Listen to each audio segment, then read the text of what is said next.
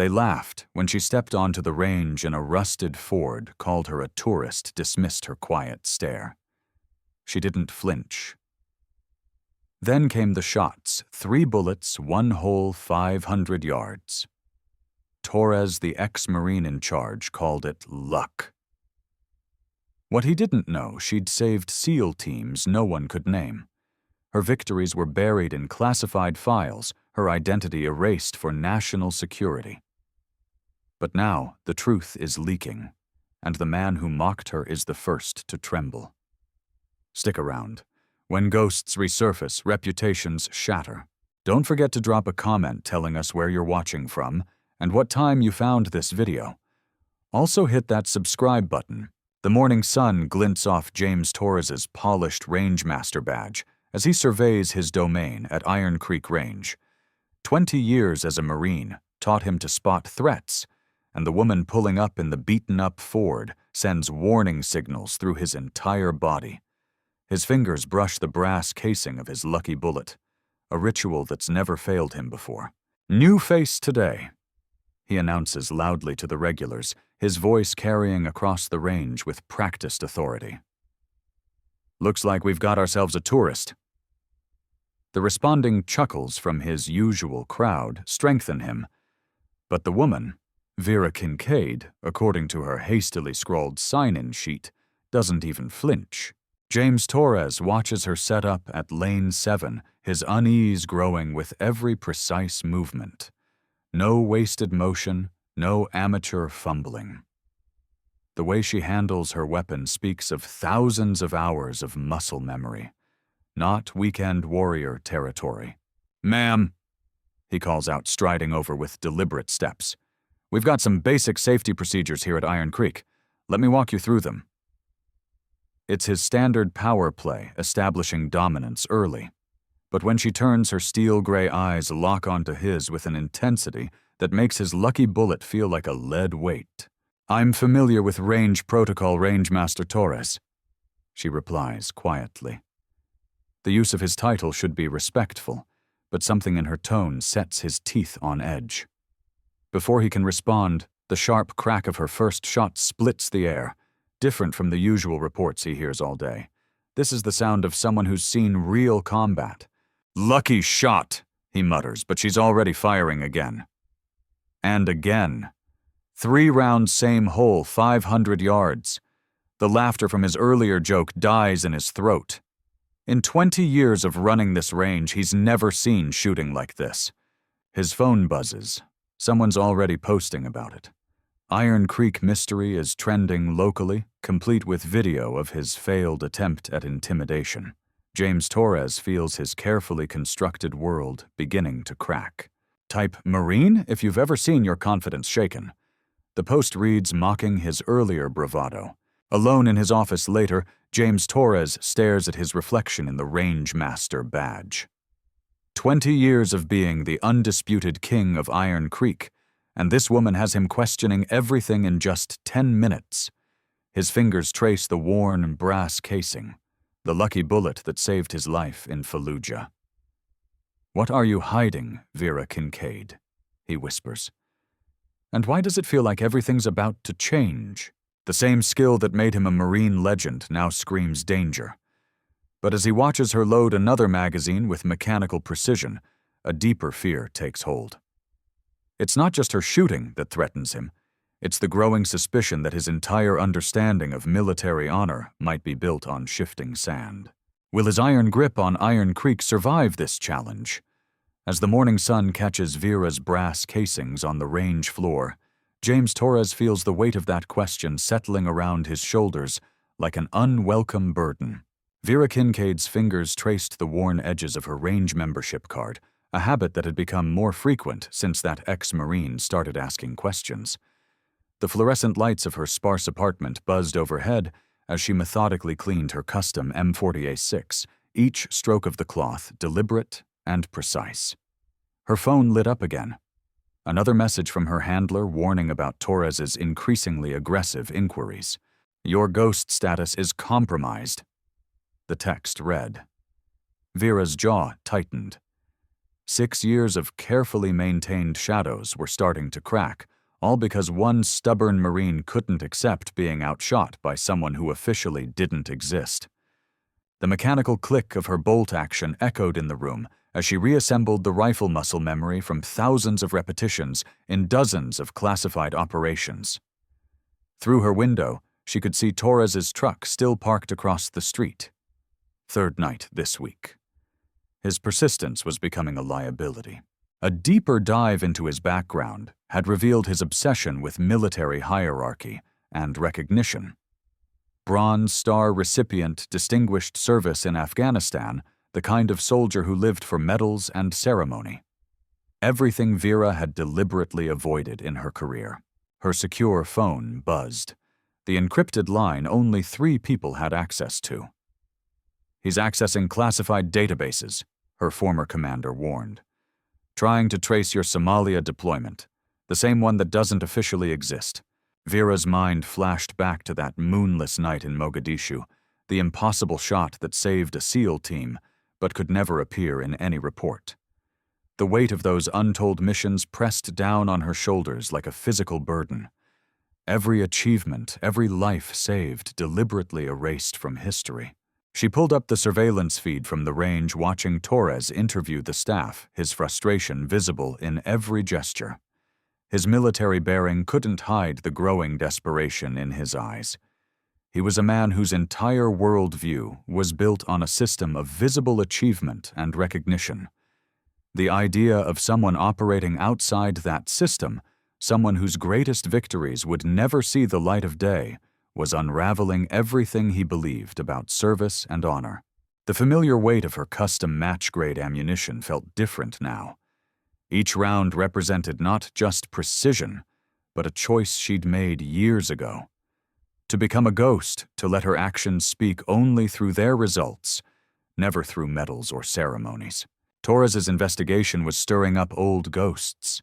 Reports of her work in Fallujah were surfacing in encrypted channels.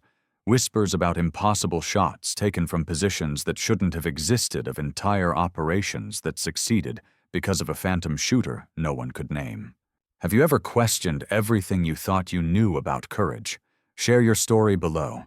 The night deepened as Vera methodically wiped her digital footprints, knowing Torres would find nothing but dead ends and classified redactions. Her phone buzzed again. Another SEAL commander she'd saved years ago, warning that Torres was asking questions in places that could get him killed. Through her scope, she watched him in his truck, illuminated by the glow of his laptop. His fingers moved frantically across the keyboard, chasing ghosts through military databases.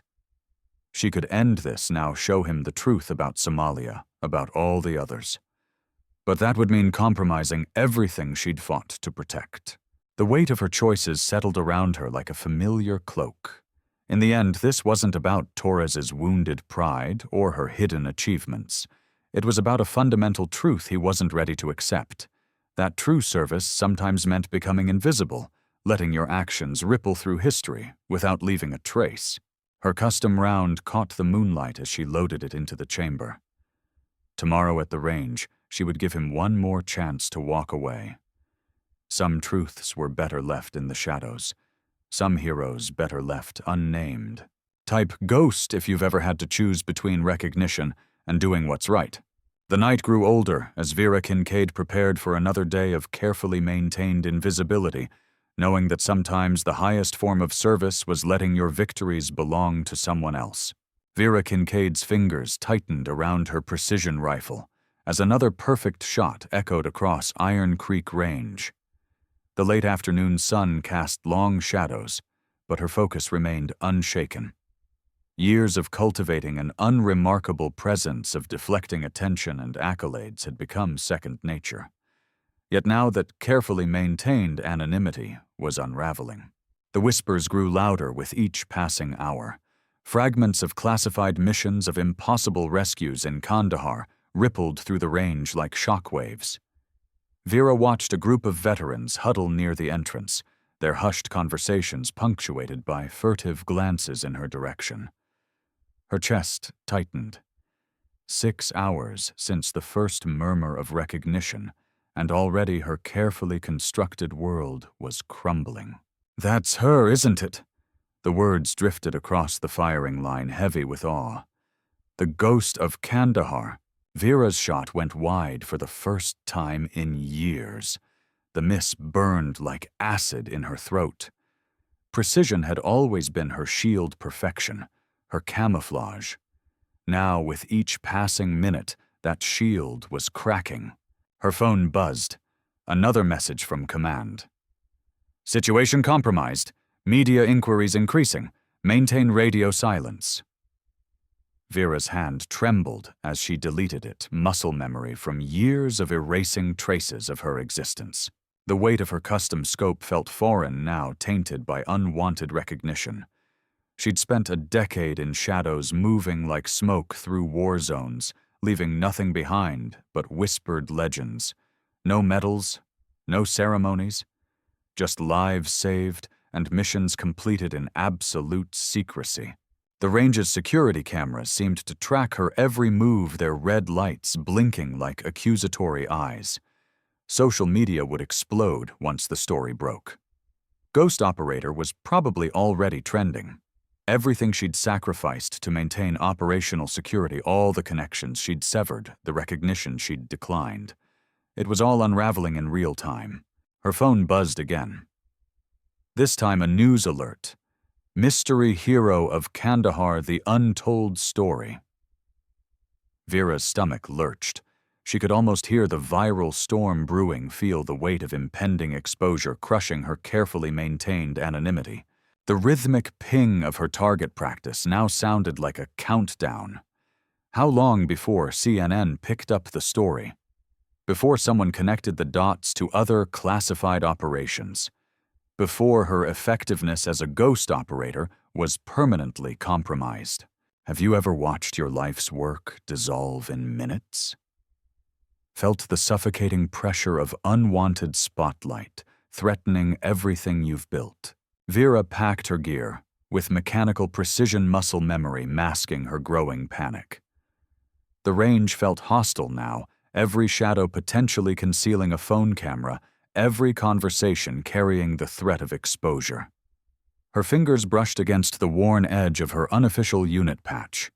No insignia, no identification, just a blank piece of fabric that had witnessed countless classified operations. The ghost operator. Another whisper reached her ears. Saved that entire SEAL team single-handedly. The words hit like physical blows.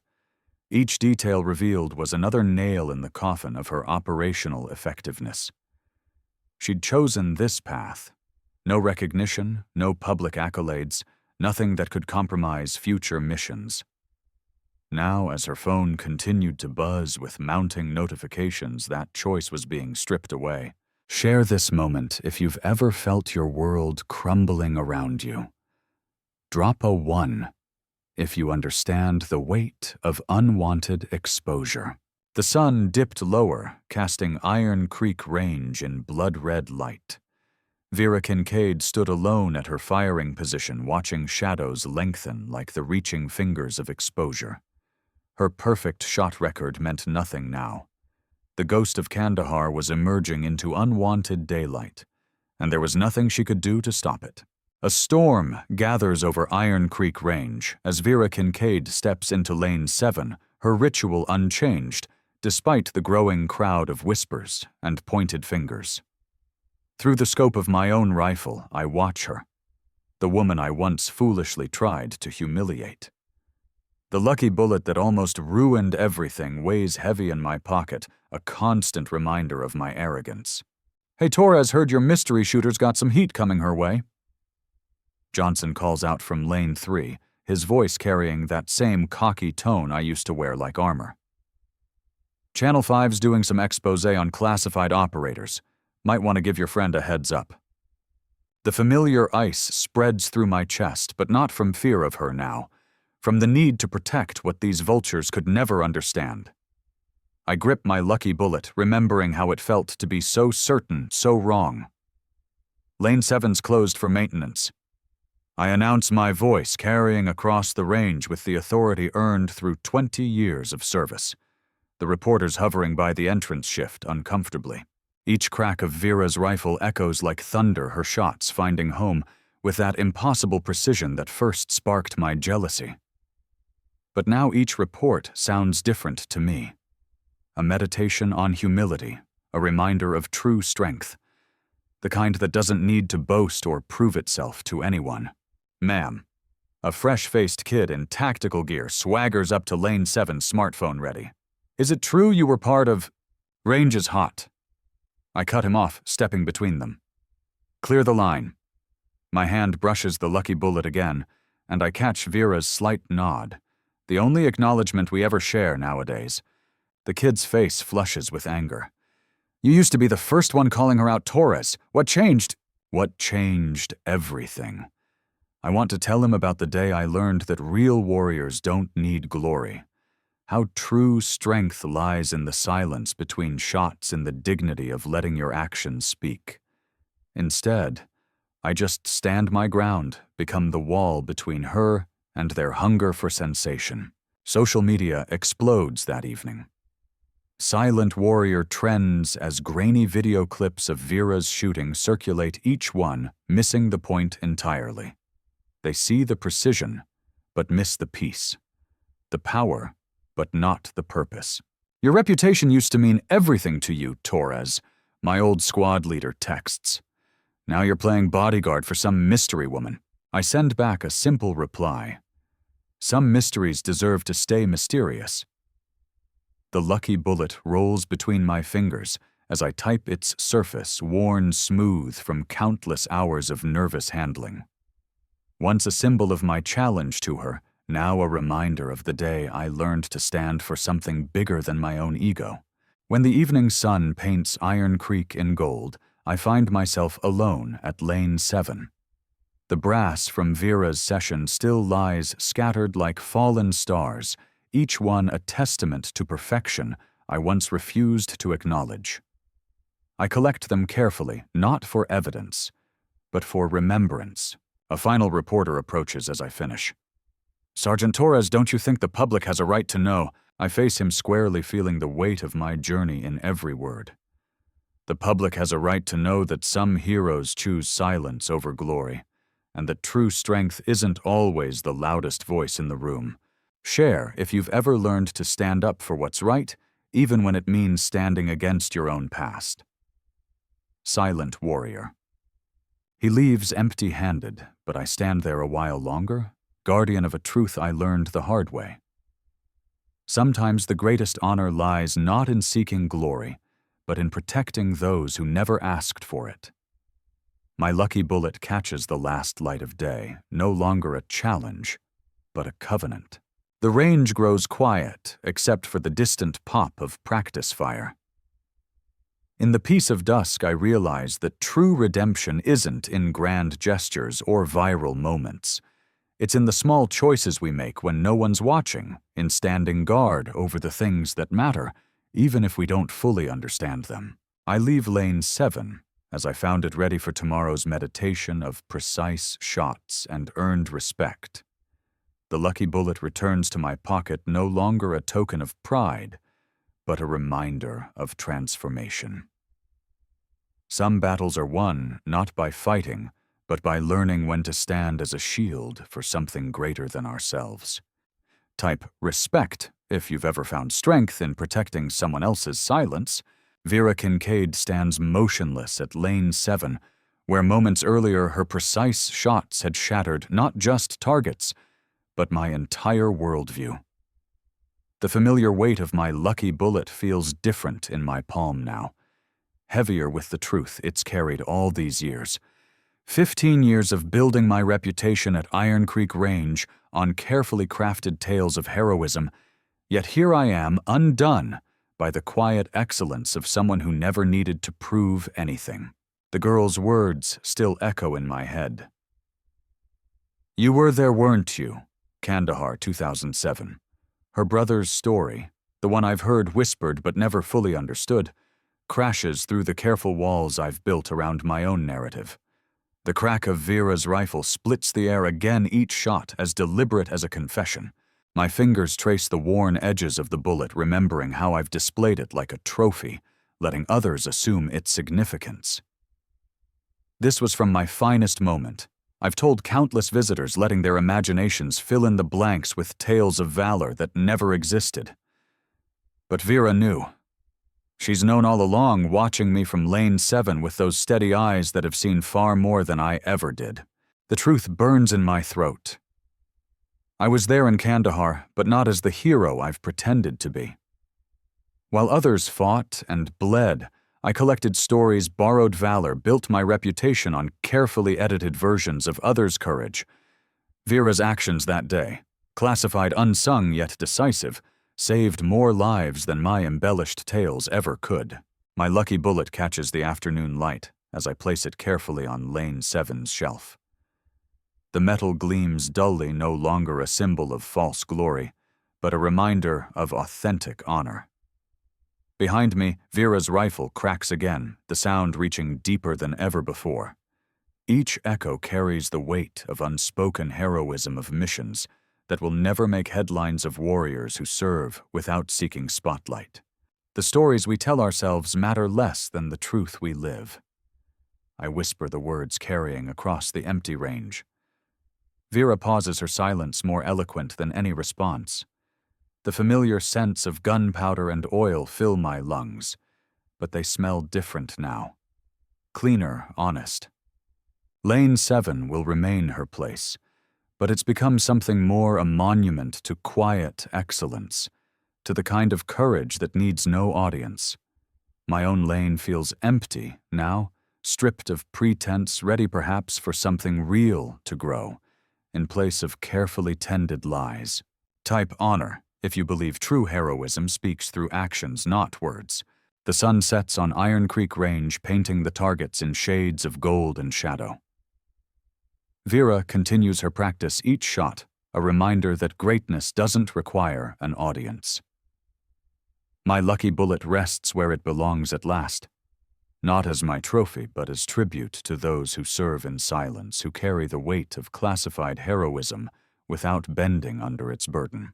I leave Lane 7 transformed, understanding finally that real warriors don't need to tell stories of their valor. Their actions speak volumes in the silence between shots. The crack of Vera's rifle follows me out each report, a reminder that true honor, like true courage, needs no narrator. Share this story if you believe the quietest heroes often carry the greatest strength.